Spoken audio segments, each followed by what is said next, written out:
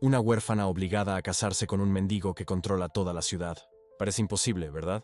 ¿Cómo puede un mendigo controlar algo? Y mucho menos una ciudad entera. Pero lo que estás a punto de descubrir pondrá todo lo que crees saber patas arriba. Allí estaba ella, de pie en la puerta de la pequeña casa de madera que llamaba hogar, mirando el vestido raído que le habían dado para la boda. Un vestido de segunda mano, remendado tantas veces que apenas parecía blanco. Sus manos temblaban mientras sostenía la tela descolorida. 23 años de vida, y todo lo que tenía era vergüenza. María creció sabiendo exactamente lo que significaba no tener a nadie. Sus padres murieron cuando ella tenía solo 5 años, víctimas de una fiebre que arrasó el pueblo como fuego en un campo seco. Fue pasada de familia en familia como una carga que nadie quería llevar. Durmió en graneros, comió sobras, vistió ropa que otros niños habían desechado. Pero lo peor no era el hambre. No era el frío en las noches de invierno cuando el viento se colaba por las rendijas de la madera vieja. Lo peor eran las miradas. Esa forma que tenía la gente de desviar la vista cuando ella pasaba, como si su simple presencia pudiera contaminar sus vidas perfectas. Las otras niñas del pueblo habían crecido jugando juntas, compartiendo secretos, soñando con sus futuros maridos. María creció escuchando susurros. Pobrecita, qué tristeza. Nadie querrá casarse con ella jamás. Las palabras eran como pequeñas cuchillas, cortando un pedacito de su dignidad cada vez que se pronunciaban. Y tenían razón. O al menos ella pensaba que la tenían. A los 18 años, mientras sus compañeras empezaban a recibir propuestas de matrimonio de jóvenes comerciantes y granjeros, María seguía trabajando en los campos. Sus manos se volvieron ásperas, su piel quemada por el sol. Se volvió invisible, una sombra en la periferia de la vida del pueblo. Los años pasaron. 20, 21, 22. Con cada cumpleaños que pasaba sin una propuesta, los susurros se hacían más fuertes. Morirá sola. Ya se le pasó la edad. ¡Qué desperdicio! María aprendió a construir muros alrededor de su corazón. Dejó de soñar con vestidos blancos y ceremonias bonitas. Dejó de imaginar cómo sería tener a alguien que la eligiera, que la quisiera, que viera valor en ella. Era más fácil no sentir nada que sentir el dolor constante del rechazo. Pero entonces, hace 3 semanas, la señora Rodríguez apareció en la puerta de la pequeña cabaña donde vivía María. La señora Rodríguez era la casamentera del pueblo, una mujer robusta con ojos perspicaces que podían evaluar el valor matrimonial de una joven en segundos. Nunca antes había visitado a María. ¿Por qué lo haría? María no tenía dote, no tenía familia, no tenía nada que ofrecer. «Te he encontrado un marido», había anunciado la señora Rodríguez, sin rodeos, como si estuviera comentando sobre el tiempo. El corazón de María había dado un vuelco. Por un segundo, un único segundo de dolorosa esperanza, se había permitido imaginar. Quizás había un granjero viudo que necesitaba ayuda. Quizás un comerciante mayor que quisiera compañía. Quizás, solo quizás, alguien finalmente la quisiera. ¿Quién?, había preguntado ella, odiando cómo su voz sonaba pequeña y esperanzada. La señora Rodríguez había dudado, y en ese momento de vacilación, María debería haberlo sabido. Debería haber entendido que cualquier pausa antes de revelar el nombre de un novio era una mala señal. «Carlos», había dicho finalmente la señora Rodríguez. María había parpadeado, confundida. No conocía a nadie con ese nombre. «¿Quién es Carlos?» «El mendigo que está cerca del mercado». Las palabras cayeron como piedras en un lago tranquilo, creando ondas de choque que se extendieron por todo su cuerpo. El mendigo. Querían que se casara con el mendigo. «No puedes estar hablando en serio», había susurrado María. Pero la señora Rodríguez estaba completamente seria. «Tu tía ha decidido. Dijo que has estado comiendo su pan por demasiado tiempo. Es hora de que te conviertas en el problema de otra persona». Problema. Eso era lo que ella era. No una sobrina. No una persona. Un problema a resolver. «Pero él es un mendigo», había protestado María, odiando la desesperación en su propia voz. «No tiene casa, no tiene dinero, no tiene nada». «¿Y crees que tienes algo mejor?», había replicado la señora Rodríguez. «Tienes 23 años, sin familia, sin dote, sin perspectivas. Agradece que alguien esté dispuesto a aceptarte, aunque sea un mendigo». La verdad de esas palabras había quemado más que cualquier insulto, porque ella tenía razón. María no tenía nada. Ella no era nada. En los días que siguieron, María intentó encontrar una salida. Fue a ver a su tía, la mujer que la había acogido después de que la última familia adoptiva la hubiera echado a los 15 años. «Por favor», había suplicado, «no me hagas casarme con él. Trabajaré más, comeré menos. Solo no me obligues a esto». Su tía la había mirado con ojos fríos y calculadores. «¿Crees que te mantengo aquí por bondad? Comes mi comida, usas mi espacio, ¿y qué me das a cambio?» Vergüenza. La gente se ríe de mí por mantener a una sobrina solterona. Al menos si te casas ya no serás mi responsabilidad. Pero un mendigo. Un mendigo es mejor que nada, había cortado su tía. Y es todo lo que vas a conseguir. Ahora sal de mi vista. La boda es la próxima semana. María había intentado hablar con el jefe del pueblo, pero él solo había negado con la cabeza con lástima. Es un asunto de familia, María. No puedo interferir. Ella había intentado hablar con las otras mujeres, pero ellas solo habían susurrado entre sí cuando ella se acercaba. Algunas miradas eran de lástima, otras de secreto alivio. Al menos no eran ellas las que se veían forzadas a casarse con un mendigo. Y Carlos, María lo conocía de vista, claro. Todo el mundo en el pueblo conocía al mendigo que se quedaba cerca del mercado. Él era una figura constante, sentado siempre en el mismo rincón, su cuenco de limosnas frente a él, su ropa rasgada y sucia. Pero María nunca lo había mirado realmente. Nunca había pensado en él como una persona real con una historia real. Él era solo parte del paisaje, como las piedras de la calle o los puestos del mercado. Ahora ella miraba, y lo que veía la llenaba de desesperación. Carlos parecía tener unos 30 años, quizás más, quizás menos. Era difícil decirlo bajo toda esa suciedad. Su cabello era largo y enredado, su barba desaliñada y llena de restos de comida. Sus ropas eran harapos literales, remendados con trozos de tela que no combinaban. Él no hablaba con nadie. No pedía limosna verbalmente como otros mendigos hacían.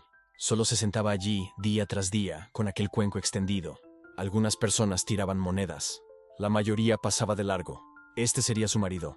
Este hombre sucio, silencioso y quebrado sería la persona con quien ella compartiría su vida. La vergüenza que María había sentido toda su vida se multiplicó por 1000. Ella había pensado que había tocado fondo cuando estaba siendo pasada de familia en familia. Ella había pensado que había alcanzado el punto más bajo cuando fue conocida como la huérfana que nadie quería. Pero esto era un nuevo nivel de humillación. La gente del pueblo ya estaba hablando. Claro que sí, los chismes se extendían como enfermedades en lugares pequeños. ¿Oíste? La huérfana se va a casar con el mendigo. Combina perfectamente, ¿no crees? Los dos perdedores del pueblo juntos. Al menos él la está quitando de nuestras manos. María escuchaba los susurros. Veía las miradas de superioridad mal disimuladas. Las otras jóvenes mujeres, aquellas que se habían casado con granjeros y comerciantes respetables, la miraban con una mezcla de lástima y satisfacción. Sus vidas podían no ser perfectas, pero al menos ellas no se estaban casando con un mendigo.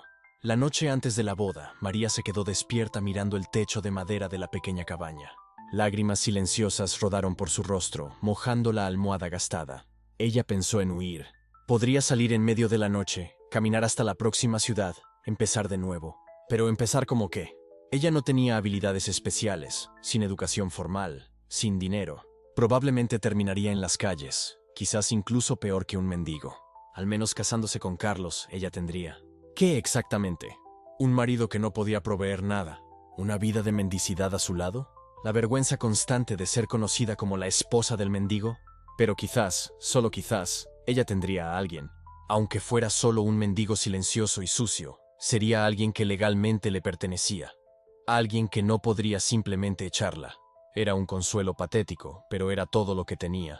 La mañana de la boda amaneció gris y fría. Apropiado, pensó María amargamente mientras se ponía el vestido raído que su tía le había tirado. No habría ceremonia elaborada, ni banquete, ni celebración.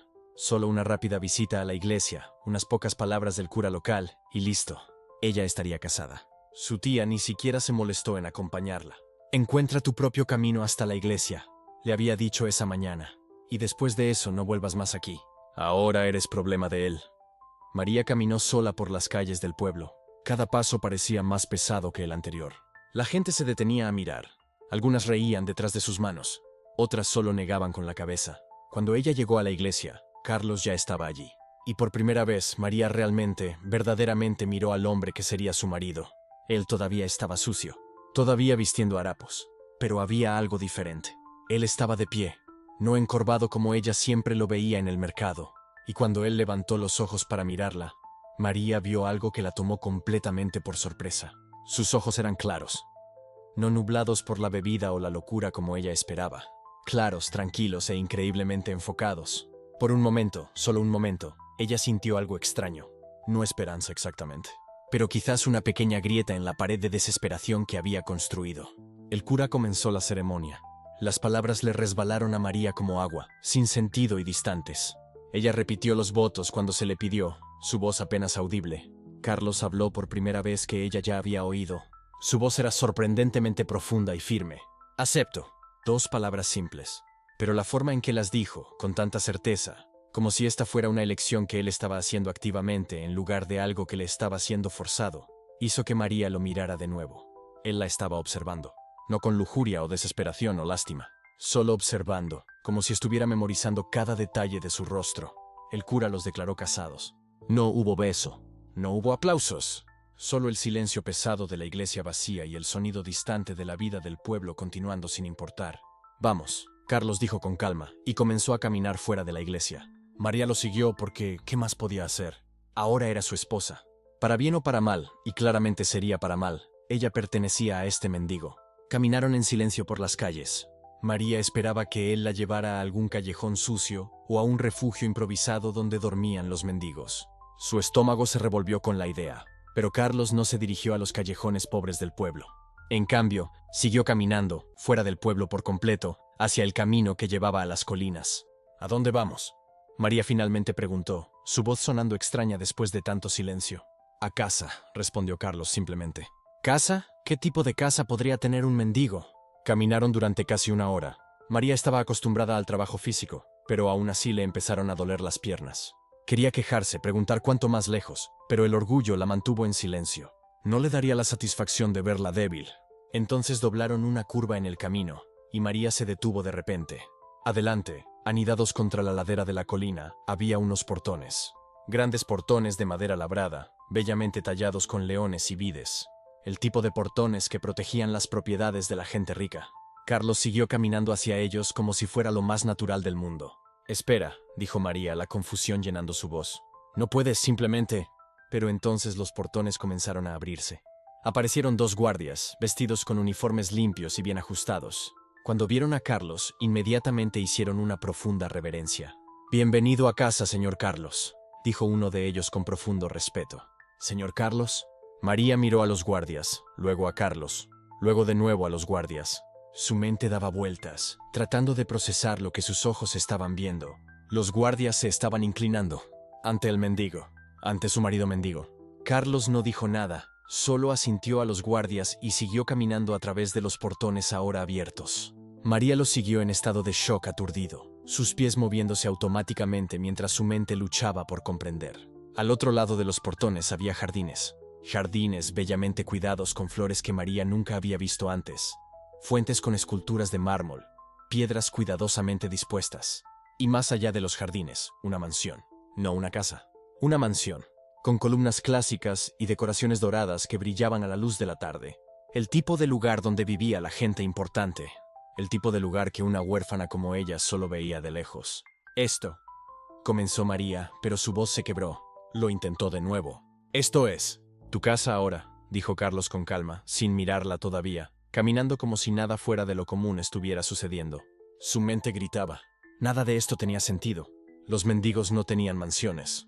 Los mendigos no tenían guardias que se inclinaran ante ellos. Los mendigos no tenían jardines con esculturas y flores exóticas. Pero mientras se acercaban a la mansión, aparecieron más sirvientes. Una fila entera de ellos, todos vestidos con ropa limpia y fina, todos inclinándose profundamente cuando Carlos pasó. «Bienvenido a casa, señor Carlos», corearon al unísono. Y entonces, cuando María pasó, todavía con su vestido de novia raído y vergonzoso, también se inclinaron ante ella. «Bienvenida a casa, señora María». «Señora María». Las palabras resonaron en la mente de María, mientras permanecía allí, paralizada, tratando de entender cómo su vida había dado un giro completo en cuestión de horas. El mendigo que todos despreciaban, el hombre con el que su tía la había obligado a casarse para deshacerse de ella, el ser humano que ella había pensado que representaba el fondo absoluto de su mala suerte. Tenía una mansión, y de alguna manera, de alguna forma que ella aún no entendía, él tenía el tipo de respeto que hacía que guardias y sirvientes se inclinaran. María miró al hombre a su lado, este extraño que ahora era su marido, y una única pregunta ardía en su mente. ¿Quién diablos era Carlos realmente? ¿Y por qué un hombre con todo esto pasaba sus días sentado en la suciedad del mercado, fingiendo ser un mendigo? Mientras la puerta de la mansión se abría y los sirvientes las conducían adentro, María se dio cuenta de algo con absoluta certeza. Su vida, que había sido tan predecible en su miseria durante tanto tiempo, estaba a punto de convertirse en algo completamente diferente, y no tenía la menor idea de si sería para mejor o para peor. En los días siguientes a la boda, la realidad de su nueva vida comenzó a apretar como una cuerda alrededor de su cuello. Se despertaba en una vieja cabaña de piedra que crujía con cada ráfaga de viento. El olor a tierra húmeda mezclado con humo de hoguera llenando sus pulmones. El colchón era una estera fina en el suelo de tierra batida. Las paredes tenían agujeros por donde podía ver el cielo a través de las piedras resquebrajadas. Pero lo que la perturbaba no era la pobreza en sí. Era él, el hombre que la trajo allí, que dormía a su lado como si estuviera en un palacio, que se despertaba con una sonrisa tranquila, mientras ella intentaba procesar en qué se había convertido su vida. Él nunca se quejaba, nunca mostraba vergüenza, y eso la dejaba completamente confundida. La primera semana, ella lo observaba despertarse antes de que saliera el sol, lavarse la cara en una palangana de agua fría y salir a las calles del pueblo con un cuenco de metal abollado en la mano. Él mendigaba.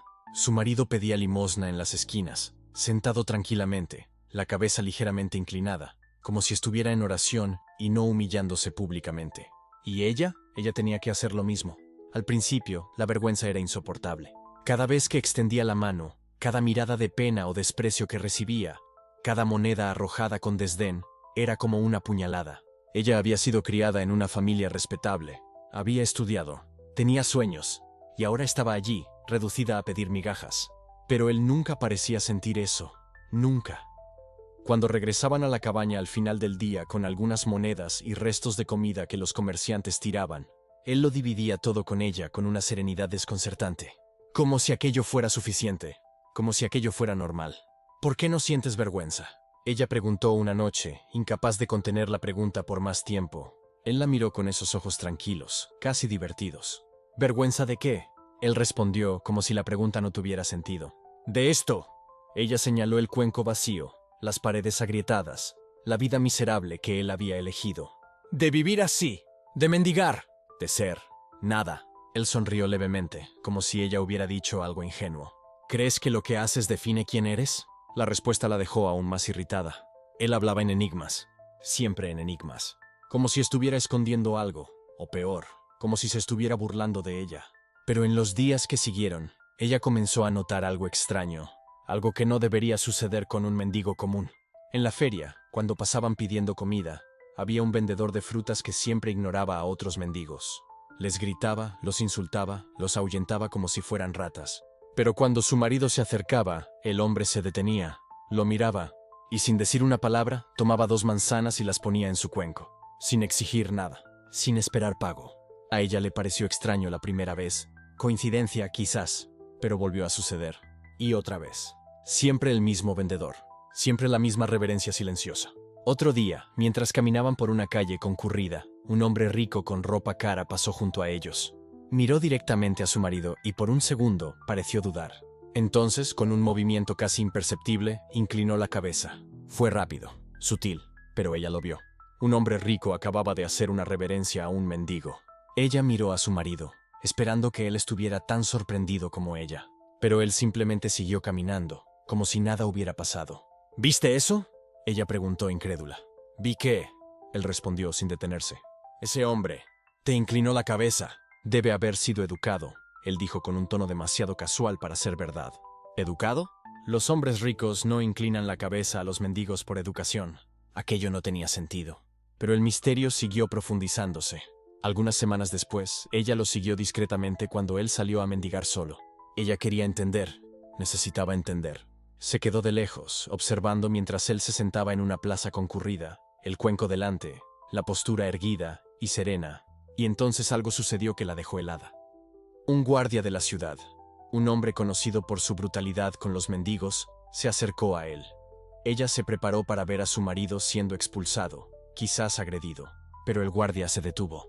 Lo miró por un largo momento, y entonces, para su total asombro, puso la mano en el pecho y hizo una profunda reverencia. Su marido asintió con la cabeza, un gesto mínimo, casi imperceptible. El guardia se alejó rápidamente, como si acabara de cumplir una orden. Ella sintió el corazón acelerarse. Aquello no era normal. Aquello no podía explicarse con coincidencia o educación. Había algo sucediendo, algo que él le estaba ocultando. Cuando él regresó a casa esa noche, ella lo confrontó. ¿Quién eres tú? Él levantó los ojos del cuenco de sopa que estaba comiendo, sin prisa, sin sorpresa. «Tú sabes quién soy», él dijo tranquilamente. «No, no lo sé. Los guardias no se inclinan ante los mendigos. Los comerciantes no dan comida gratis. Los hombres ricos no bajan la cabeza en la calle.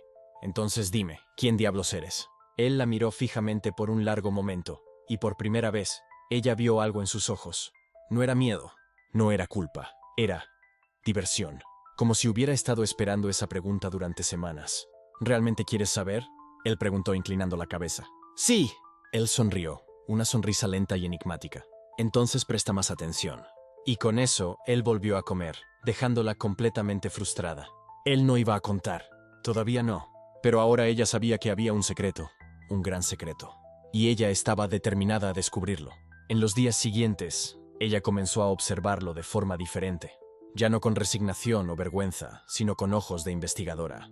Cada gesto, cada interacción, cada mirada que él recibía en las calles, ella catalogaba mentalmente. Y cuanto más observaba, más las piezas no encajaban. Él nunca pedía limosna como los otros mendigos. Nunca imploraba, nunca se humillaba. Simplemente se sentaba, en silencio, y la gente venía a él. Algunas ponían monedas, otras comida, pero algunas simplemente se detenían, miraban y se alejaban con expresiones extrañas, como si acabaran de ver un fantasma. Una tarde, mientras estaban sentados en una esquina, una mujer anciana se acercó. Miró fijamente a su marido, los ojos muy abiertos, la boca ligeramente abierta. Entonces, sin previo aviso, la mujer cayó de rodillas y comenzó a llorar. «Perdóname», la mujer susurró, las manos temblando. No sabía que eras tú». Su marido puso la mano suavemente en el hombro de la mujer. «Levántate», él dijo suavemente. «No hay nada que perdonar». La mujer se levantó, aún temblando, y corrió, desapareciendo entre la multitud. Ella lo miró, completamente aturdida. «¿Qué fue eso?» «Ella me confundió con otra persona», respondió él sin emoción. «Mentira». Su voz salió más firme de lo que esperaba. «Estás mintiendo». Él la miró, y esta vez había algo diferente en su mirada. Respeto, quizás, o reconocimiento. «Estás empezando a entender», dijo él. «¿Entender qué?» «Que las cosas no siempre son lo que parecen». Ella quería gritar, quería exigir respuestas, pero algo se lo impidió. Quizás era el tono de su voz, tranquilo pero firme. Quizás era la mirada, que decía claramente que él no iba a revelar nada antes del momento adecuado. Entonces ella decidió cambiar de estrategia. Si él no iba a contar, ella lo descubriría sola. Comenzó a seguir las pistas, a observar quién se acercaba a él, a escuchar conversaciones susurradas cuando creían que ella no estaba prestando atención. Y lentamente, muy lentamente, un patrón comenzó a emerger. Había personas en el pueblo que lo trataban con miedo disfrazado de respeto, otras con reverencia, y unas pocas con una tristeza profunda, como si supieran algo que ella no sabía. Un día, mientras caminaba por el mercado sola, ella escuchó a dos hombres conversando.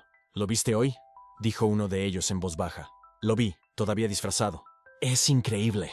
Realmente renunció a todo. No renunció. Le fue arrebatado. Pero él nunca lo admitirá. Ella se detuvo, escondida detrás de un puesto, el corazón latiendo fuerte. Estaban hablando de él, tenían que estarlo. «¿Y la mujer?», preguntó el primero. «Ella no sabe. Nadie se lo contará. Él no quiere». «¿Por cuánto tiempo va a continuar con esto?» «Hasta que él decida que es hora de volver. Si es que va a volver». «¿Volver? ¿Volver a dónde? ¿De dónde vino?» Ella salió del mercado casi corriendo, la mente hirviendo. Arrebatado de algún lugar, disfrazado, escondiendo algo, esperando el momento adecuado para volver. Cuando llegó a casa, él estaba allí, sentado en el suelo, arreglando el asa del cuenco de metal. Ella se detuvo en la puerta observándolo. Por fuera, él era solo un mendigo. Ropa rasgada, manos sucias, cabello despeinado. Pero ahora ella veía más allá de eso. Ella veía la postura erguida, la calma inquebrantable, la forma en que sostenía las cosas con una delicadeza que no cuadraba con la vida que llevaba. «No eres un mendigo de verdad, ¿verdad?», dijo ella, la voz baja pero firme. Él levantó los ojos, y por primera vez, ella vio algo de orgullo en su mirada. «No», admitió él, «no lo soy». Su corazón se detuvo. «¿Entonces qué eres?». Él permaneció en silencio por un largo momento, como si estuviera decidiendo cuánto contar. Entonces, con un suspiro, se levantó y caminó hacia ella. «Yo era alguien importante», dijo él, «pero eso ya no importa». «¿Cómo que no importa?». «Claro que importa. Me casé contigo». «Estoy viviendo así por tu culpa. Y ni siquiera me contaste la verdad». «Te lo conté», respondió él tranquilamente. «Solo que no usé palabras». Ella lo miró fijamente, confusa. «Todo lo que viste en las últimas semanas Todas las extrañezas, todas las reverencias, todas las miradas, eran la verdad. Solo estaba esperando que estuvieras lista para ver. ¿Lista para ver qué? Él dio un paso hacia atrás, los ojos fijos en los de ella. Que no soy quien pensabas que era. Y que esta vida que estamos viviendo ahora no es el fin. Es solo el principio. Ella sintió un escalofrío recorrer la espalda. La forma en que habló, la certeza en la voz, la intensidad en la mirada. Él no estaba improvisando. Él tenía un plan, y ella estaba en medio de él sin saberlo. Entonces cuéntame, ella exigió. Cuéntamelo todo. Ahora. Él sonrió, aquella sonrisa enigmática que ella ya estaba empezando a odiar. Pronto, dijo él, pero primero necesito que confíes en mí. ¿Confiar en ti? ¿Cómo puedo confiar en alguien que esconde quién es realmente? Porque si no confías, dijo él, la voz súbitamente seria. Cuando la verdad salga a la luz, no lo creerás. Y con esas palabras, él salió de la cabaña, dejándola sola con más preguntas que respuestas. Ella se quedó allí parada, temblando, no de frío, de anticipación, de miedo, de algo que no podía nombrar. Algo grande estaba a punto de suceder. Ella podía sentirlo. Y esta vez, ella no iba a solo observar. Ella iba a descubrir la verdad, costara lo que costara. Porque ahora, por primera vez desde el matrimonio, ella ya no sentía solo confusión. Sentía curiosidad y determinación. Determinada a descubrir quién era realmente el hombre que se había convertido en su marido. Y por qué, a pesar de vivir como un mendigo, era tratado como un rey disfrazado. Pero ella no era el tipo de mujer que esperaba que las respuestas cayeran del cielo. Algo había cambiado en ella en aquellos días. La confusión dio paso a la determinación. Si nadie le iba a contar quién era aquel hombre, ella misma lo descubriría. Ella comenzó con lo que tenía: observaciones. Pequeños detalles que antes pasaban desapercibidos, ahora cobraban significado. La forma en que las personas desviaban la mirada cuando ella mencionaba el rancho. El silencio súbito en conversaciones cuando su nombre surgía. Aquello no era solo respeto, era algo más grande, algo que todos sabían, menos ella. Elena decidió empezar por la plaza central, donde los comerciantes vendían sus mercancías todas las mañanas. Allí, la gente hablaba. Allí, los secretos eran moneda de cambio. Ella se acercó a una vendedora de telas, una mujer de mediana edad, con quien siempre había intercambiado saludos amistosos. «Buenos días, doña Carmen», comenzó Elena casual. «Necesito un consejo sobre el rancho cercano a mi propiedad. ¿Conoce al dueño?» La expresión de la mujer cambió instantáneamente. La sonrisa amistosa se congeló. Sus ojos se dispararon a los lados, como si verificara quién más estaba escuchando. ¿El rancho? La voz salió baja, casi un susurro. «Ay, hija, ese lugar no es cualquier sitio». «¿Qué quiere decir?» Doña Carmen dobló una tela con manos nerviosas. «Solo sé que... Bueno, él es un hombre importante, muy importante. Sería mejor que no te metieras en cosas que no entiendes». Y antes de que Elena pudiera preguntar más, la mujer se giró para atender a otro cliente, terminando la conversación abruptamente. Elena salió de allí con más preguntas que respuestas. Pero notó un patrón: el nerviosismo, la evasión, el miedo mal disimulado. Aquello no era normal. Lo intentó con el herrero, con el dueño de la farmacia, con vecinos de toda la vida. Siempre la misma reacción, siempre la misma mirada de «no deberías estar preguntando eso». Como si estuviera hurgando en un avispero que todos sabían que existía, pero nadie se atrevía a tocar. Elena empezó a darse cuenta de que no era falta de conocimiento, era exceso.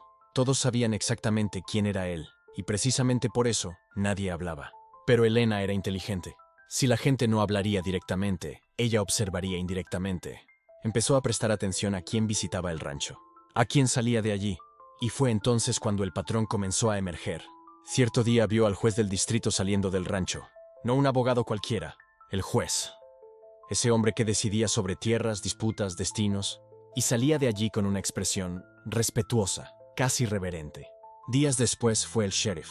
El propio sheriff del pueblo, con su estrella de autoridad brillando en el pecho, cruzando las puertas de aquel rancho como quien va a rendir cuentas. No como quien hace una visita social, como quien reporta a un superior. Elena comenzó a atar cabos. No eran visitas casuales, eran sistemáticas, planeadas, y el lenguaje corporal de todos los que salían de allí era siempre el mismo: deferencia, sumisión, respeto. ¿Pero respeto a qué? ¿A quién? Fue una tarde de martes cuando Elena presenció algo que le heló la sangre. Regresaba del pueblo cuando vio a un grupo de hombres a caballo detenerse en la entrada del rancho. Parecían agitados, hablando en voz alta, gesticulando con urgencia. Entonces apareció él, el vaquero, caminando tranquilamente desde el granero, limpiándose las manos con un paño, sin prisa, sin alteración en el semblante. Los hombres se inclinaron ligeramente de inmediato, se quitaron los sombreros. Uno de ellos comenzó a explicar algo con voz apresurada, casi suplicante. Él escuchó en silencio. Luego dijo 2 palabras. Elena no pudo oír lo que fue, pero vio el efecto. Los hombres montaron en sus caballos y partieron inmediatamente, sin cuestionar, sin discutir, como soldados recibiendo órdenes de un general. Elena sintió un escalofrío. Aquello no era influencia común, aquello era autoridad. Autoridad real, medible, incuestionable. Ella necesitaba saber más. Aquella noche, Elena hizo algo que nunca imaginó hacer. Esperó a que el sol se pusiera completamente y caminó silenciosamente hasta la cerca que separaba su propiedad del rancho. Desde allí, escondida entre los árboles, observó. La casa principal estaba iluminada. A través de las ventanas podía ver movimiento. Entonces llegó un elegante carruaje. No era un vehículo común, era lujoso, con escudos en las puertas. De él bajaron 3 hombres vestidos con trajes formales, portando maletines de cuero. Elena reconoció a uno de ellos, el presidente del banco. El banco más importante de la región. El hombre que decidía quién recibía crédito y quién lo perdía todo. Y allí estaba él, siendo recibido en la casa de un vaquero. En la casa de un hombre que ella veía todos los días cuidando caballos, arreglando cercas, viviendo una vida aparentemente sencilla. Nada de aquello tenía sentido, a menos que aquella vida sencilla fuera una elección, no una condición. Elena se quedó allí casi 1 hora, observando el ir y venir.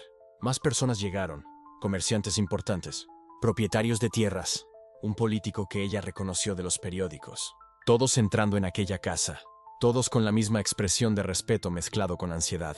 Era como si el verdadero poder de la región se reuniera allí, no en el ayuntamiento, no en las elegantes oficinas del pueblo, allí, en aquel rancho, bajo el mando de aquel hombre que ella conoció sucio de barro, arreglando una cerca. Cuando Elena finalmente regresó a su casa, sus manos temblaban, no de miedo, de shock, de incomprensión absoluta. ¿Quién era aquel hombre? Pasó la noche entera despierta, repasando cada interacción que había tenido con él. La amabilidad, la calma inquebrantable, los ojos que parecían ver a través de las personas, la forma en que hablaba, pocas palabras, pero cada una cargada de peso. Y comenzó a recordar otros detalles que antes parecían insignificantes. Cómo nadie mencionaba problemas o conflictos cerca de él. Cómo las conversaciones se detenían cuando él se acercaba. Cómo incluso hombres rudos y violentos bajaban el tono de voz en su presencia. Elena siempre había atribuido esto a respeto personal, carisma natural. Ahora se daba cuenta, no era carisma, era reconocimiento. Reconocimiento de poder. Pero ¿cuánto poder? ¿Y de qué tipo? Al día siguiente, Elena fue al pueblo con un objetivo específico. Buscó a María, la secretaria del ayuntamiento, una mujer chismosa que sabía de todo y de todos. María, comenzó Elena, intentando sonar casual. ¿Conoces al dueño del rancho cercano a mi hacienda? María dejó de organizar los papeles en la mesa. Miró a Elena con una expresión extraña, medio sorprendida, medio cautelosa. Lo conozco, dijo despacio. ¿Por qué? Solo curiosidad. Él parece diferente. María rió, pero era una risa nerviosa. Diferente es poco, mi hija. Ese hombre. Bueno, digamos que no es solo el dueño de un rancho. ¿Qué es entonces? María se aproximó, bajando la voz como si las propias paredes pudieran oír. Dicen que nada sucede en este pueblo sin que él lo sepa. Ninguna decisión importante se toma sin su aprobación. Él no ocupa cargos oficiales, pero... ¿Pero qué? Pero es él quien realmente manda. El alcalde, el juez, el comandante de la guardia, todos le responden, de una forma u otra. No sé si es por respeto, por miedo o por deudas. Quizás todo junto. Solo sé que cruzarse con ese hombre es firmar la propia sentencia de destrucción. Elena sintió la sangre helarse en las venas. ¿Cómo así? Él no necesita gritar, no necesita amenazar. Una palabra suya, y las puertas se cierran. Los créditos son negados. Las licencias desaparecen. Los apoyos se evaporan. Nadie sabe exactamente cómo lo hace, pero sucede. Siempre sucede. Elena salió de allí con la mente en un torbellino. Aquello no era solo influencia social. Era control. Control sistemático sobre los mecanismos de poder del pueblo. Y de repente, todo cobró sentido. La forma en que vivía aislado, pero nunca solo. Cómo recibía visitas constantes, pero rara vez iba al pueblo. Cómo todos sabían quién era, pero nadie hablaba abiertamente de ello. Él no necesitaba estar en el centro de atención. Él controlaba quién lo estaba. Elena regresó a casa en estado de shock. Se sentó en el porche, mirando en dirección al rancho. Desde allí podía ver el humo subiendo por la chimenea. Podía imaginarlo allí, quizás leyendo, quizás cuidando a los animales, quizás recibiendo a alguna otra autoridad que necesitaba su aprobación para tomar una decisión. Y ella, ingenua, pensaba que él era solo un vaquero amable. Pero la revelación trajo más preguntas que respuestas. ¿Por qué un hombre con tanto poder vivía de esa forma? ¿Por qué se escondía tras una fachada de simplicidad? Y principalmente, ¿por qué había sido tan amable con ella? Ella no era nadie importante, no tenía influencia, no podía ofrecer nada a un hombre que aparentemente ya lo controlaba todo, a menos que él no quisiera nada de ella, a menos que la amabilidad fuera genuina. Pero eso lo hacía todo aún más confuso.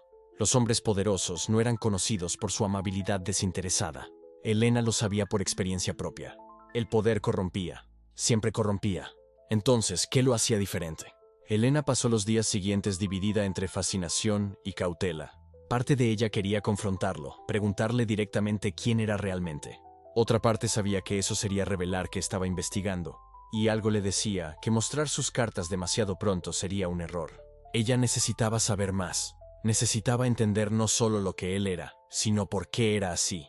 Y principalmente necesitaba descubrir si esa amabilidad que había demostrado era real, o solo una herramienta más de un hombre acostumbrado a manipular personas y situaciones. Porque si había algo que Elena había aprendido sobre el poder es que rara vez venía sin un precio. Y ella necesitaba saber cuál era el precio antes de involucrarse más profundamente con aquel hombre misterioso.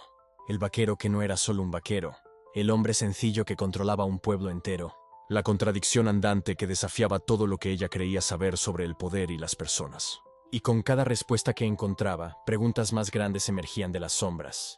En los días que siguieron a aquel descubrimiento, Elena sintió como si estuviera viviendo dos vidas al mismo tiempo. De día, continuaba su rutina como esposa del hombre más misterioso del pueblo.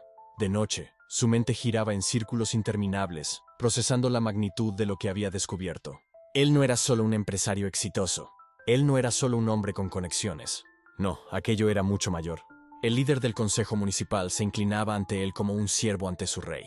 La pregunta que ardía en su mente era simple, pero devastadora. ¿Qué hago ahora? Ella tenía tres opciones claras. Primera, confrontarlo directamente, exigir la verdad y arriesgarse a destruir todo lo que habían construido.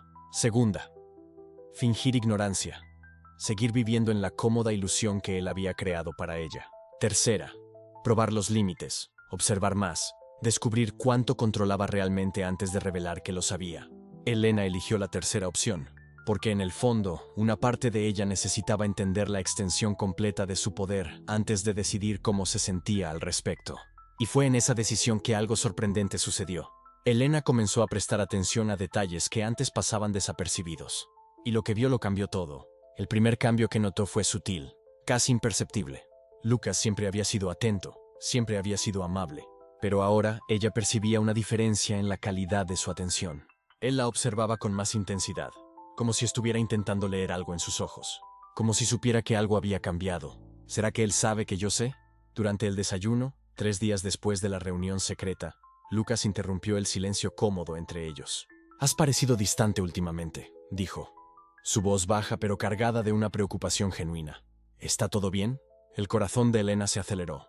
Ella forzó una sonrisa que esperaba pareciera natural. «Solo estoy procesando todo todavía», respondió, eligiendo sus palabras con cuidado. «Sabes, la velocidad con la que mi vida cambió. Hace 6 meses estaba sirviendo bebidas en el rancho. Ahora estoy aquí, en esta casa increíble, casada contigo. A veces todavía parece irreal». Ella vio algo pasar por su rostro. Una sombra de culpa, tristeza, comprensión. Desapareció tan rápido que ella no estuvo segura de si realmente existió. «Entiendo», dijo él suavemente, extendiendo la mano para cubrir la de ella sobre la mesa. «Y quiero que sepas que, no importa cuán irreal parezca, mereces estar aquí. Siempre mereciste algo mejor que ese rancho». La sinceridad en su voz casi la desmorona, porque ¿cómo podría confrontar a alguien que le hablaba así? ¿Cómo podría acusar de manipulación a un hombre cuyos ojos solo reflejaban cariño? Pero entonces ella recordó. Ese mismo hombre tenía suficiente autoridad para hacer que el líder del consejo municipal se inclinara ante él. Ese mismo hombre controlaba cosas que ella aún no había empezado a comprender. La cuestión no era si él era sincero en su afecto. La cuestión era, ¿por qué la había elegido a ella para dirigir ese afecto? En los días siguientes, Elena comenzó a notar patrones que antes se le escapaban por completo. Fueron a cenar a uno de los restaurantes más exclusivos de la ciudad. No tenían reserva, pero cuando llegaron, el maître prácticamente tropezó consigo mismo para acomodarlos en la mejor mesa. El gerente vino personalmente a saludar a Lucas, y Elena percibió el miedo disfrazado de respeto en sus ojos. Ella observó la forma en que otros clientes miraban a Lucas. No era admiración común, no era el tipo de reconocimiento que recibe una persona rica. Era algo más profundo, más visceral. Era el tipo de reconocimiento que se le da a alguien que controla tu destino. Durante la cena, el teléfono de Lucas sonó 3 veces. Él se disculpó educadamente y atendió cada llamada. Elena no podía escuchar el otro lado de la conversación, pero las respuestas de Lucas eran reveladoras. Proceda conforme discutimos. No, ese proyecto no puede ser aprobado aún. Deles 2 semanas más para reconsiderar. Buenas noches. Respuestas cortas. Órdenes directas. La autoridad casual de alguien acostumbrado a ser obedecido sin cuestionamientos. Cuando colgó la tercera llamada, Elena no pudo contener su curiosidad. «El trabajo nunca para, ¿verdad?», preguntó ella manteniendo el tono ligero. Lucas sonrió con un toque de cansancio. «Desafortunadamente no. Siempre hay alguna decisión esperando ser tomada, algún problema que necesita solución». «¿Qué tipo de decisiones?». Ella presionó suavemente. Él la estudió por un momento, y Elena sintió como si él estuviera sopesando cuánto revelar. «La mayoría son aburridas», dijo finalmente. «Aprobaciones de proyectos, asignación de recursos, mediación de conflictos. El tipo de cosas que mantienen una ciudad funcionando. Una ciudad funcionando. No una empresa funcionando. No negocios funcionando. Una ciudad». Elena sintió un escalofrío recorrer su espalda. Él acababa de confirmar, sin darse cuenta, que su influencia se extendía por toda la ciudad. Pero ella forzó otra sonrisa y cambió de tema, guardando esa revelación para procesar más tarde. Fue 2 días después, durante una visita casual al centro de la ciudad, que Elena presenció algo que transformó su comprensión de su posición en certeza absoluta. Estaban caminando por la plaza principal cuando un grupo de hombres de traje se acercó. Elena los reconoció inmediatamente de las noticias locales. Eran miembros del consejo municipal, líderes empresariales, el jefe de policía. Y todos ellos se inclinaron ligeramente al saludar a Lucas. «Señor», dijo el jefe de policía, su voz cargada de deferencia, «queríamos informarle personalmente. La nueva iniciativa de seguridad está produciendo resultados excelentes. La criminalidad ha caído un 20% desde su implementación. Su implementación. No desde que fue implementada. No desde que el consejo la aprobó. Desde la implementación de él». Lucas asintió con la cabeza, su expresión neutra. «Excelente. Pero 20% no es suficiente. Quiero ver 30% para el final del trimestre. Aumente el patrullaje en las áreas que identifiqué». «Sí, señor, se hará». Elena observó el intercambio en silencioso shock. El jefe de policía estaba recibiendo órdenes de Lucas. No consejos. No sugerencias. Órdenes. Cuando el grupo se alejó, Lucas se volvió hacia ella con una sonrisa apologética. «Disculpa por eso. Asuntos de la ciudad siempre aparecen en los momentos más inoportunos». Asuntos de la ciudad. Como si él fuera, ¿qué? ¿El alcalde secreto? ¿El verdadero poder detrás del trono? Elena forzó su voz a permanecer estable. «Pareces muy involucrado con la administración de la ciudad». Algo cambió en sus ojos. Una evaluación. Él estaba midiendo cuánto ella había comprendido, cuánto estaba lista para saber. «Alguien necesita garantizar que las cosas se hagan correctamente», dijo tranquilamente. «Y yo tengo los recursos y el conocimiento para ayudar». Ayudar. Qué palabra delicada para describir control absoluto. Pero fue esa noche, cuando regresaron a casa, que la verdadera magnitud se reveló. Elena estaba en su oficina personal, un espacio lujoso que Lucas había insistido en que ella tuviera, cuando decidió hacer algo que sabía que era arriesgado. Abrió su laptop y comenzó a investigar. Escribió: «Lucas Donovan, Desarrollo Urbano». Los resultados la hicieron congelar. Página tras página de artículos sobre iniciativas de desarrollo, programas sociales, reformas de infraestructura, todos ligados de alguna forma a Lucas, pero no de la manera que uno esperaría. Él no figuraba como beneficiario. No era mencionado como inversor principal. Era descrito como consultor, asesor, filántropo anónimo que prefirió no ser nombrado. Pero cuando ella cavó más profundo, usando técnicas de investigación que había aprendido en sus años en el rancho observando a periodistas investigativos en la televisión, un patrón emergió. Cada gran decisión tomada por el Consejo Municipal en los últimos 10 años tenía las huellas dactilares de Lucas por todas partes. La nueva biblioteca, financiada por una fundación que él controlaba. El sistema de transporte público reformado, diseñado por una empresa de consultoría de su propiedad. El programa de vivienda asequible que sacó a cientos de familias de la pobreza. Su idea, su implementación, su dinero. Y lo más perturbador aún, cualquier proyecto que iba en contra de su visión simplemente moría. No importaba cuán popular fuera, cuán necesario pareciera. Si Lucas no lo aprobaba, no sucedía. Él no controlaba solo algunos aspectos de la ciudad. Él controlaba todo: el desarrollo, la seguridad, la economía, los servicios sociales. Cada decisión importante pasaba por él. Cada líder le respondía a él.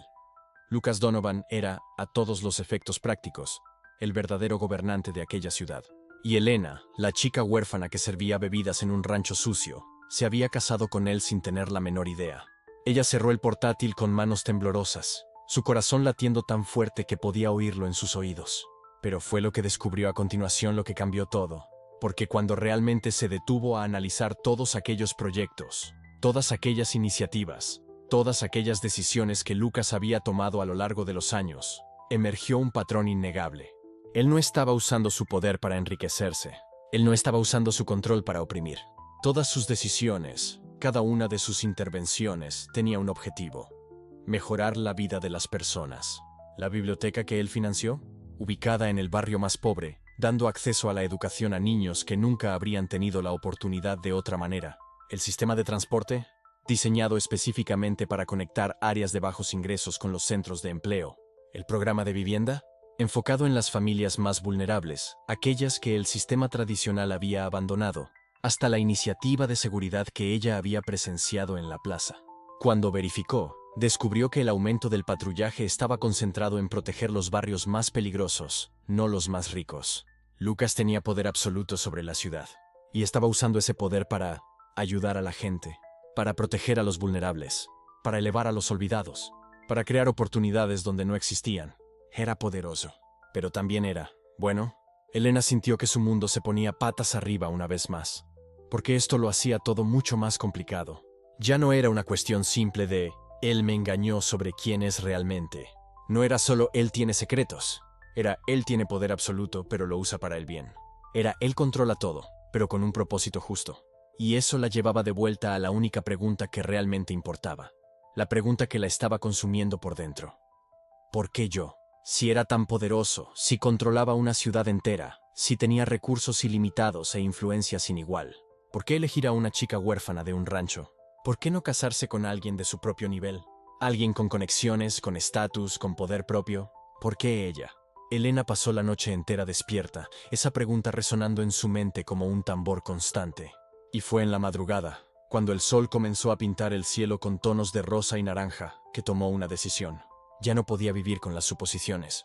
Ya no podía observar de lejos, recolectando pistas como una detective. Ella necesitaba la verdad completa. Y la necesitaba directamente de Lucas. Cuando él bajó para el desayuno aquella mañana, encontró a Elena esperándolo en el comedor. Pero algo en su postura, algo en sus ojos, lo hizo detenerse en la entrada. ¿Elena? Su voz denotaba preocupación genuina. ¿Qué pasó? Ella respiró hondo, reuniendo cada gramo de coraje que poseía. Sus manos temblaban ligeramente, pero su voz salió firme. Necesitamos hablar, Lucas. Necesitamos hablar de verdad, sin rodeos, sin secretos. Ella vio algo pasar por el rostro de él. Reconocimiento, como si él supiera que este momento estaba llegando, como si lo hubiera estado esperando. Él cerró la puerta detrás de sí y se acercó lentamente, su mirada nunca apartándose de la de ella. «Está bien», dijo suavemente. «Vamos a hablar». Elena sintió que las lágrimas amenazaban con desbordarse, pero las contuvo. «Ahora no, necesitaba ser fuerte ahora». «Sé que no eres solo un empresario», comenzó, su voz temblando ligeramente. «Sé que tienes influencia sobre esta ciudad. Influencia real, poder real». Él no lo negó, no fingió sorpresa. Solo asintió levemente con la cabeza, esperando que ella continuara. «Y he visto lo que haces con ese poder», continuó ella.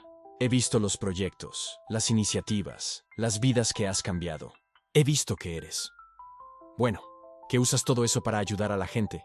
Ella hizo una pausa, limpiando una lágrima que se escapó a pesar de sus esfuerzos. «Pero lo único que no consigo entender, lo único que me está consumiendo por dentro es...». Su voz se quebró y le tomó un momento recuperar la compostura. «¿Por qué yo, Lucas? Podrías tener a cualquier persona, alguien poderosa, alguien con conexiones, alguien que realmente pudiera ayudarte con todo esto. Entonces, ¿por qué elegir a una chica huérfana de un rancho? ¿Por qué yo?». El silencio que siguió fue pesado, cargado de emoción no dicha. Lucas dio un paso adelante, y ella vio algo en sus ojos que nunca antes había visto. Vulnerabilidad, miedo, y algo aún más profundo. Porque, dijo suavemente con la voz ronca por la emoción, de todas las personas que he conocido en toda mi vida, en todos los círculos de poder donde he circulado, en todos los eventos exclusivos a los que he asistido. Hizo una pausa, y Elena vio lágrimas formándose en sus ojos también. Fuiste la única que me miró y no vio poder. No vio dinero. No vio utilidad. Extendió la mano vacilante, y cuando ella no retrocedió, tocó suavemente su rostro.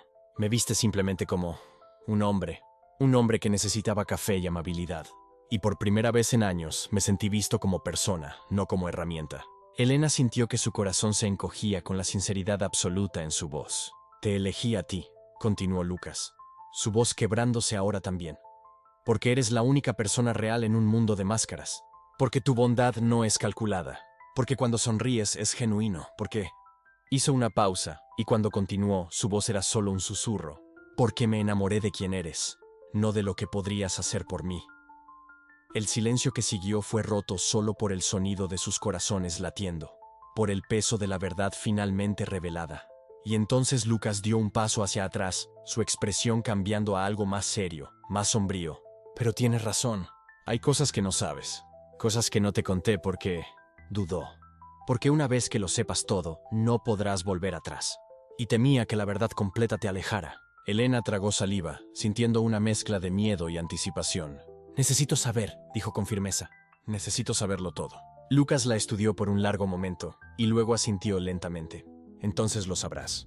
Pero no aquí, no así. Le extendió la mano. Ven conmigo. Hay algo que necesito mostrarte. Un lugar donde todo comenzó. Y cuando lo veas, cuando entiendas de dónde vengo y lo que construí. Hizo una pausa, su expresión vulnerable de una manera que ella nunca había visto. Entonces podrás decidir si aún quieres quedarte. Elena miró la mano extendida, su corazón martilleando en el pecho. Esta era la elección. Este era el momento. Podía negarse, podía alejarse, podía mantener la distancia segura de la ignorancia parcial, o podía tomar su mano y sumergirse completamente en la verdad, sin importar cuán profunda u oscura pudiera ser. Elena pensó en todo lo que había descubierto. El poder, el control, la bondad escondida detrás de ambos. Pensó en la forma en que él la miraba, en la sinceridad en su voz cuando dijo que se había enamorado de quien ella era. Pensó en la chica que había sido hacía 6 meses, limpiando mesas y soñando con una vida diferente. Y pensó en la mujer en la que se estaba convirtiendo ahora.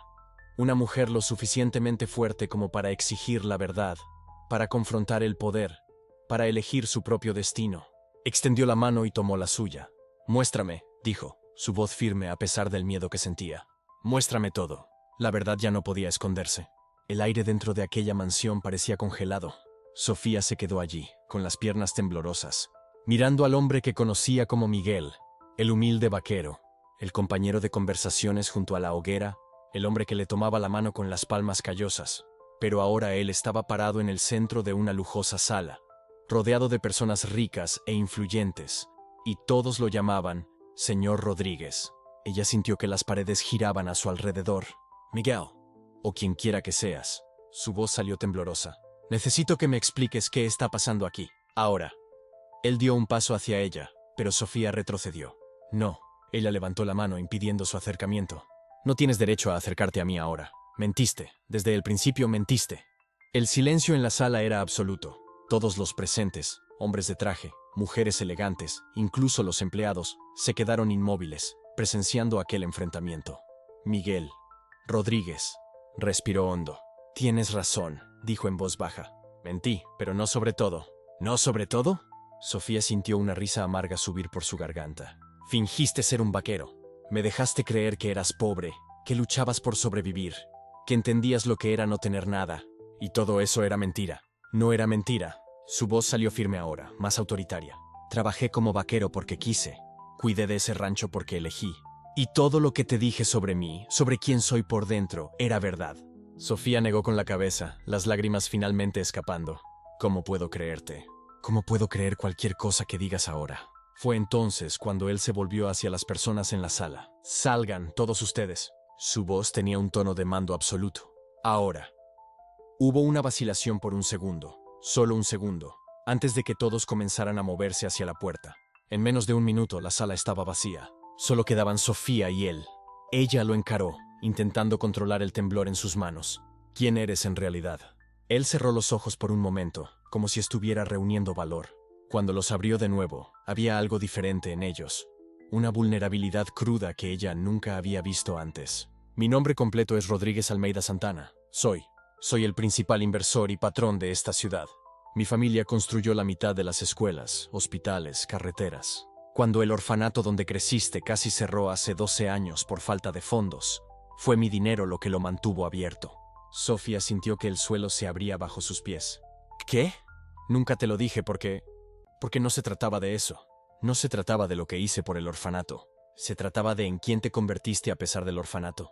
Él dio un paso más hacia ella, y esta vez, Sofía no retrocedió. Hace 3 años estaba cansado. Cansado de ser tratado como una cuenta bancaria andante. Cansado de mujeres que me sonreían porque veían signos de dólar, no una persona. Cansado de amigos que solo aparecían cuando necesitaban favores. Estaba vacío. Su voz tembló ligeramente. Entonces huí. Compré ese rancho en medio de la nada, me puse ropa sencilla, me ensucié las manos de tierra y fingí ser alguien común. Y por primera vez en años pude respirar. Sofía lo observaba en silencio, las lágrimas aún rodando por su rostro. Fue entonces cuando apareciste tú, continuó él. Buscando trabajo, dispuesta a hacer cualquier cosa honesta para sobrevivir. Y yo te observé. Vi cómo tratabas a los animales con cariño, cómo compartías tu comida con los perros callejeros, cómo nunca te quejabas, incluso cuando el trabajo era duro, cómo reías, incluso cargando tanto dolor a cuestas. Él se detuvo justo frente a ella ahora, tan cerca que ella también pudo ver las lágrimas en sus ojos. Y entonces un día te escuché hablando sola mientras limpiabas los establos. Dijiste, no importa lo que piensen de mí, yo sé quién soy. Y eso tiene que ser suficiente. Y en ese momento, Sofía, lo supe. Supiste que apenas podía hablar, que eras real, que en un mundo lleno de máscaras y mentiras, eras la única persona genuinamente verdadera que había conocido. No intentabas impresionar a nadie. No fingías ser algo que no eras. Simplemente existías, auténtica, fuerte, bellamente imperfecta. Sofía sintió que se le escapaba un sollozo. Me engañaste. Te engañé, admitió él. Pero no sobre mis sentimientos. Cada conversación que tuvimos, cada risa, cada momento en que sostuve tu mano, todo eso fue real. Más real que cualquier cosa que viví en los últimos 10 años. Él levantó la mano lentamente, dándole tiempo para que ella se negara, y suavemente tocó su rostro, secándole una lágrima. ¿Sabes por qué te elegí a ti? ¿Por qué de todas las personas que conocí, fuiste la única que me hizo querer revelar quién soy realmente? Sofía negó con la cabeza, incapaz de hablar. Porque todo el mundo en esta ciudad me juzga por lo que tengo, mis bienes, mi influencia, mi poder. Pero tú me juzgaste por lo que hacía, por la forma en que trataba a la gente, por la honestidad en mis palabras. Viste valor en un hombre que pensaba que era solo un vaquero. Él sonrió a través de las lágrimas. Y si tú pudiste ver valor en alguien que creía ser pobre y simple, imagina lo que eso dice sobre tu carácter. No amas por interés, amas por esencia. Sofía cerró los ojos intentando procesar todo aquello. Pero yo no soy nadie. No tengo familia, no tengo un apellido de prestigio, no tengo una educación refinada. Crecí en un orfanato, Miguel. Rodríguez, seas quien seas. Soy literalmente la última persona que alguien como tú debería elegir. Fue entonces cuando él la atrajo, sujetando sus hombros con firmeza. Sofía, escucha lo que te voy a decir ahora, y escucha con atención. Ella abrió los ojos, encontrando su mirada intensa. ¿Esa vergüenza que sientes por haber crecido en el orfanato? ¿Esa sensación de ser menos que los demás? ¿Aquello que la gente usó para menospreciarte toda la vida? Él apretó sus hombros suavemente. Fue exactamente eso lo que te hizo digna. Sofía parpadeó confusa. ¿Qué? Creciste sin nada, pero nunca dejaste que eso te volviera cruel. Fuiste rechazada, pero nunca aprendiste a rechazar a los demás. Sufriste humillación, pero nunca usaste eso como excusa para humillar a quien estaba por debajo de ti. Tu sufrimiento te hizo compasiva, no amarga. Te hizo fuerte, no frágil. Te hizo real, no superficial. Su voz estaba cargada de emoción ahora.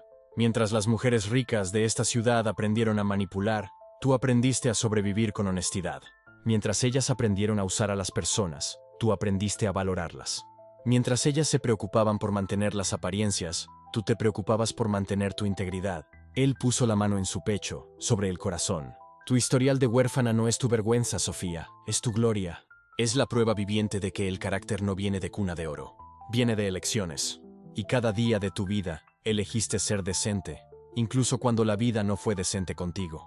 Sofía sintió que algo se rompía dentro de ella, no de dolor, sino de liberación, como si cadenas invisibles que había llevado durante años finalmente se estuvieran partiendo. ¿Me elegiste? ¿Porque soy huérfana? Te elegí a pesar de que el mundo te decía que eso te hacía menor. Te elegí porque eso te hizo más grande. Y entonces, por primera vez desde que había entrado en aquella mansión, Sofía no sintió vergüenza. No sintió que era pequeña o indigna. Sintió algo que nunca había sentido antes en la vida. Sintió que era suficiente. ¿Pero y ahora?, preguntó con voz temblorosa. ¿Qué pasa ahora? Tú eres prácticamente el dueño de esta ciudad. Y yo soy. Tú eres la mujer que amo, él interrumpió. Y si me aceptas, no como el vaquero Miguel, no como el patrón Rodríguez, sino como el hombre imperfecto que soy debajo de todo eso. Entonces lo que pasa ahora es que escribimos nuestra propia historia. Sofía lo miró fijamente por un largo momento. Vio la vulnerabilidad en sus ojos. Vio el miedo al rechazo, el mismo miedo que ella había cargado desde niña. Vio a un hombre que tenía todo lo que el dinero podía comprar, pero que estaba allí, temblando, esperando que una huérfana sin nombre le diera lo único que el dinero no podía comprar. Aceptación verdadera. Necesito tiempo, dijo ella finalmente. Necesito procesar todo esto. Él asintió inmediatamente. Todo el tiempo que necesites. Y necesito saber, continuó Sofía, su voz volviéndose más firme, que si digo que sí, si elijo quedarme, no será como tu propiedad. No como alguien a quien salvaste, sino como tú igual. Rodríguez sonrió. Esa sonrisa genuina que ella había aprendido a reconocer en las noches alrededor de la fogata. Sofía, siempre has sido mi igual. De hecho, en muchos aspectos, siempre has sido mejor que yo. Ella respiró hondo, sintiendo la magnitud de aquel momento. Entonces dame 3 días. 3 días para decidir si puedo volver a confiar en ti. Si puedo creer que el hombre que conocí en el rancho es el mismo hombre que está frente a mí ahora. 3 días, él estuvo de acuerdo. ¿Y Sofía? Sí. Independientemente de tu decisión, necesitas saber una cosa. A partir de este momento, ya no eres invisible en esta ciudad. Ya no eres la huérfana que nadie nota. Eres la mujer que conquistó el corazón del hombre más poderoso de la región. Y aunque me rechaces, aunque nunca más quieras verme, eso no cambiará. Él se alejó, caminando hacia la puerta. Tu valor nunca dependió de mí, Sofía, pero quizás yo te necesite para recordar mi propio valor también. Y con eso, salió de la habitación, dejando a Sofía allí, sola en medio de aquella lujosa mansión. Pero por primera vez en su vida, ella no se sintió pequeña en un espacio grande. Se sintió exactamente del tamaño correcto. Afuera, a través de las enormes ventanas, la ciudad se extendía bajo el sol de la tarde. Aquella misma ciudad que la había ignorado por tanto tiempo. Aquella misma ciudad que la había hecho sentir invisible. Sofía miró su propio reflejo en el cristal. Vio a la misma chica sencilla de siempre. Las mismas ropas modestas. Las mismas manos callosas de trabajo. El mismo rostro sin maquillaje. Pero algo era diferente ahora. Su mirada era diferente. Por primera vez, cuando se miraba a sí misma, Sofía no veía una huérfana. No veía a alguien sin valor. No veía a alguien que necesitaba disculparse por existir. Ella veía a una mujer que había sobrevivido. Una mujer que había mantenido su humanidad intacta incluso cuando el mundo intentó arrancársela. Una mujer que había sido elegida no a pesar de su historia, sino por causa de ella. Y lo más importante, veía a una mujer con elección. Porque eso era lo que Rodríguez le había dado. No riqueza, no estatus, no salvación. Él le había dado el poder de elegir. Ella podía elegir perdonarlo por la mentira. O no, ella podía elegir creerle de nuevo. O no, ella podía elegir construir una vida a su lado. O no, por primera vez, Sofía no estaba reaccionando a la vida. Ella la estaba dirigiendo. Y esa sensación de autonomía, de poder personal, de agencia sobre el propio destino, era más intoxicante que cualquier mansión. Cualquier riqueza, cualquier título que él pudiera ofrecer. Sofía tocó la ventana fría con las puntas de los dedos. 3 días, susurró a su reflejo. Tengo 3 días para decidir quién quiero ser. No quien los demás esperaban que fuera. No quien la sociedad decía que debía ser. No la huérfana agradecida siendo salvada por el hombre rico, sino quien ella, Sofía, elegiría ser. Y afuera, sin que ella lo supiera, Rodríguez estaba apoyado en la pared del pasillo, con los ojos cerrados, las manos temblorosas. Había construido un imperio. Había movido montañas. Había cambiado el destino de miles de personas con una sola firma. Pero nunca en toda su vida había sentido tanto miedo, porque todo lo que construyó podía ser reconstruido. Todo el dinero que perdió podía ser recuperado. Todo negocio que fracasó podía ser rehecho. Pero ella era irreemplazable. Y ahora, después de años controlando todo a su alrededor, finalmente había encontrado algo que no podía controlar: su corazón. Solo podía esperar que la verdad, cruda, vulnerable, imperfecta, fuera suficiente. Y en algún lugar en el fondo de su mente, una voz susurraba: si la pierdes, no perdiste a una mujer. Perdiste a la única persona que te veía como humano. 3 días, 72 horas, 4.320 minutos. Para descubrir si la honestidad tardía aún tenía algún valor. Para descubrir si el amor construido sobre medias verdades podía transformarse en algo totalmente real. Para descubrir si una huérfana y un patrón podrían reescribir las reglas de una ciudad entera. Y mientras el sol comenzaba a ponerse sobre aquella ciudad, 2 personas, separadas por paredes, pero conectadas por algo mucho más profundo, enfrentaban la misma pregunta aterradora. La verdad duele, pero la verdad también cura. En 3 días tendrían la respuesta, y la ciudad entera estaría observando. Y así, con el corazón aún acelerado por el peso de su elección, ella respiró hondo. El momento había llegado. Ya no sería la joven que aceptaba el silencio como refugio. Ya no sería aquella que se escondía en las sombras de la humillación. Había tomado su decisión, y esa decisión lo cambiaría todo. Ella levantó la mirada, encontrando sus ojos. Había allí una mezcla de esperanza y confianza, como si él supiera, en el fondo, que ella tomaría la decisión correcta. Y así lo hizo. Con voz firme, sin dudar, ella dijo: acepto. Pero no porque me hayas ofrecido una corona. Acepto porque reconozco en mí misma la fuerza que siempre estuvo aquí. Y esa fuerza no me la diste tú, siempre fue mía. Las palabras resonaron por el salón como un trueno silencioso. Aquellos que momentos antes la juzgaban, que se reían de ella, que la veían como insignificante, ahora la observaban con una expresión diferente. Era respeto, era admiración, era el reconocimiento de que aquella mujer no era quien ellos pensaban que era. Ella dio un paso adelante, no como alguien que pide permiso, sino como alguien que asume su lugar. Y en ese momento algo cambió en el aire. La energía del salón se transformó. Las personas que antes susurraban y se burlaban ahora se inclinaban ligeramente, no por obligación, sino por respeto genuino. Ella se volvió hacia la multitud. Su mirada recorrió cada rostro, cada expresión. Y entonces, con una calma que venía de un lugar profundo dentro de ella, comenzó a hablar. Ustedes me vieron llegar aquí hoy y se preguntaron quién era yo. Algunos de ustedes se rieron, otros me despreciaron, y algunos incluso se cuestionaron si merecía estar aquí. Pero estoy aquí. Y no porque alguien me haya dado permiso. Estoy aquí porque sobreviví a cosas que muchos de ustedes nunca imaginarán. Ella hizo una pausa, dejando que las palabras penetraran en los corazones de los presentes. Crecí sin familia. Crecí siendo llamada nada. Crecí escuchando que mi lugar estaba en las sombras. Pero ¿saben lo que aprendí? Aprendí que el valor de una persona no está en dónde nació, o en quién la crió, o en cuántas riquezas posee. El valor de una persona está en su capacidad de levantarse cuando el mundo entero la empuja hacia abajo. El silencio era absoluto. Nadie se atrevía a interrumpirla. Ella había capturado la atención de todos, no con gritos o arrogancia, sino con la verdad pura y cruda de su experiencia. Hoy no vine aquí a buscar validación de nadie. No vine aquí a probar que soy digna. Vine aquí porque alguien vio en mí lo que yo misma tardé años en ver. Y ahora lo veo. Veo mi fuerza. Veo mi resiliencia. Veo mi valor. Y si ustedes no pueden ver eso, el problema no es mío. Es de ustedes. Y entonces algo sorprendente sucedió.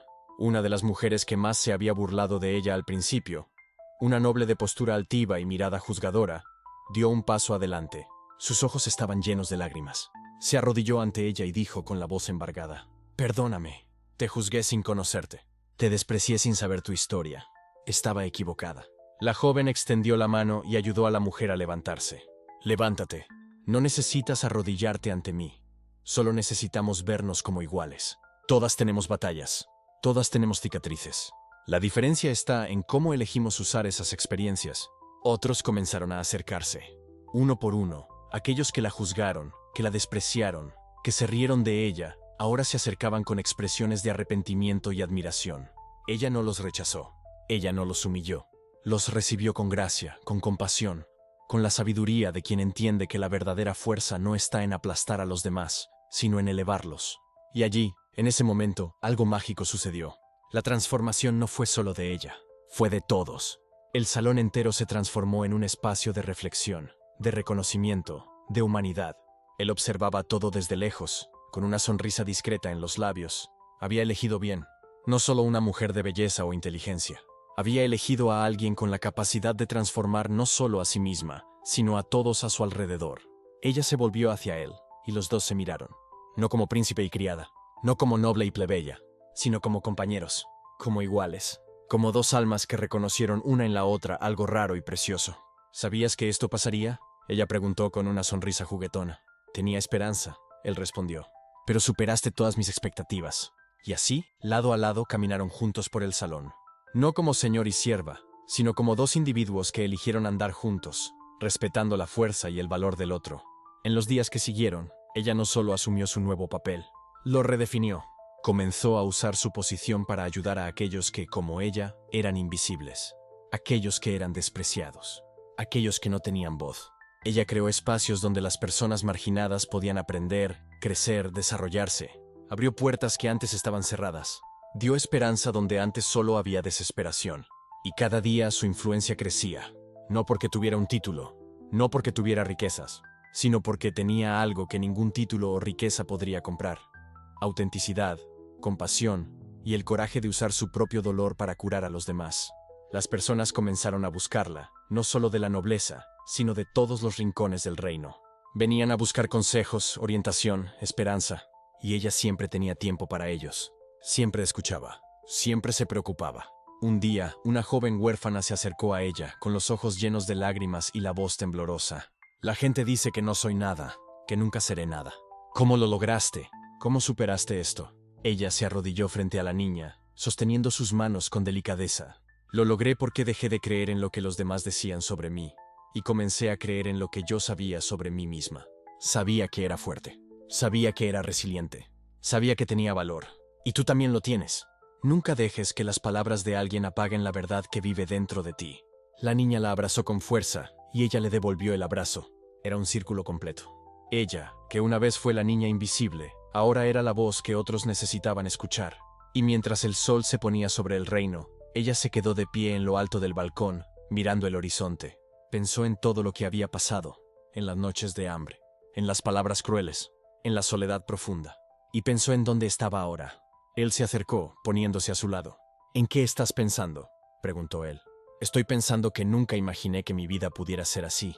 Estoy pensando que todos los dolores, todas las luchas, todas las lágrimas, me trajeron hasta aquí. Y si pudiera volver atrás, no cambiaría nada. Porque cada cicatriz, cada herida, cada desafío me moldeó en la persona que soy hoy. Él sonrió. Y tú eres increíble. Nosotros somos increíbles, ella corrigió. Porque tú tuviste la sabiduría de ver más allá de las apariencias. Viste lo que realmente importa. Y eso por sí solo ya es raro. Se quedaron allí, en silencio, observando el atardecer. Y en ese momento de paz, una verdad se cristalizó. Una verdad que resonaría por generaciones. El verdadero valor de una persona nunca está en su apariencia, en su nacimiento o en su posición social. El verdadero valor está en la fuerza de su carácter, en la resiliencia de su espíritu y en la capacidad de levantarse, no importa cuántas veces el mundo intente derribarla. Y esa verdad, simple y poderosa, es lo que transforma vidas, es lo que transforma comunidades, es lo que transforma el mundo. Porque al final, todos llevamos cicatrices, todos enfrentamos batallas, y todos tenemos la elección de permitir que esas experiencias nos destruyan o nos definan. Ella eligió ser definida por su fuerza, no por su dolor, y esa elección hizo toda la diferencia. Entonces, mientras ves esta historia, te pregunto, ¿alguna vez te han subestimado? ¿Alguna vez sentiste que nadie veía tu verdadero valor? Si es así, no estás solo. Todos nosotros, en algún momento, pasamos por eso. Pero aquí está la verdad. El juicio de los demás no define quién eres. Solo tú puedes definir eso. Y cuando eliges creer en tu propia fuerza, cuando eliges levantarte a pesar de las circunstancias, cuando eliges usar tu dolor como combustible para ayudar a los demás, te vuelves imparable. Comparte en los comentarios. ¿Alguna vez pasaste por un momento en el que tuviste que probar tu valor? ¿Cómo lo superaste? Tu historia puede inspirar a alguien que necesita escuchar exactamente lo que tienes que decir. Y si esta historia tocó tu corazón, si te recordó que eres más fuerte de lo que imaginas, no olvides suscribirte al canal, porque aquí compartimos historias que van más allá del entretenimiento. Compartimos verdades que transforman vidas. Y mientras el sol se pone sobre esta historia, recuerda, no te define por dónde empezaste. Te define por quién eliges convertirte. Y esa elección poderosa, siempre fue y siempre será tuya. Hasta la próxima historia.